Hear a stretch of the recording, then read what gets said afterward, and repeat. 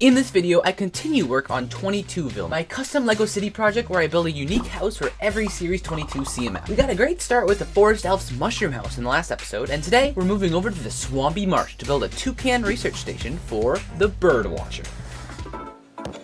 I'll try to always start these videos off with a brief review of each figure for those who care about that kind of thing. Personally, I don't really care about the main headlines for this figure, like, oh, dual molded arms and legs, oh, new colors for this, and that piece. I mean, that's all cool, especially this GPS-looking watch print, like, is she navigating somewhere? But none of that stuff I'm all too Fruit Loops about. Speaking of which, this new toucan piece is definitely the best part, and gives what would otherwise be a pretty boring-looking character a nice tropical theme. We don't have to build like a park bench or something and just have her feed nuts to squirrels and stuff. We get to build a wetland research station. That's way more exciting. The design is going to be lightly based on this camper turned duck blind from season 1 of Duck Dynasty. You know, it'll have stilts supporting it above the water with a nice big observation deck surrounding the main building. It would be nice to make the stilts 4 bricks tall, but as always, I don't have enough brown pieces for that. Unless...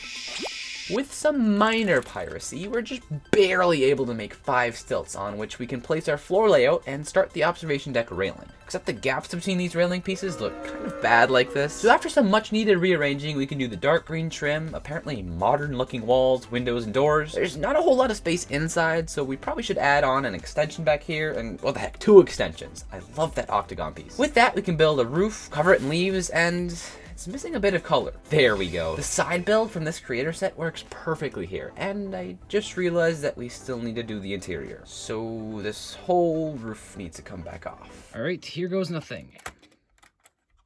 Oh, wow. As a surprise to be sure, but a welcome one, the roof actually came off in one piece, unlike last time. So we can easily get in there and add a cot, a little hook to hang the Birdwatcher's handbag on, a research computer setup. She seems very keen on having this map displayed. And finally, the tiniest of kitchens with 1 can of sparkling water.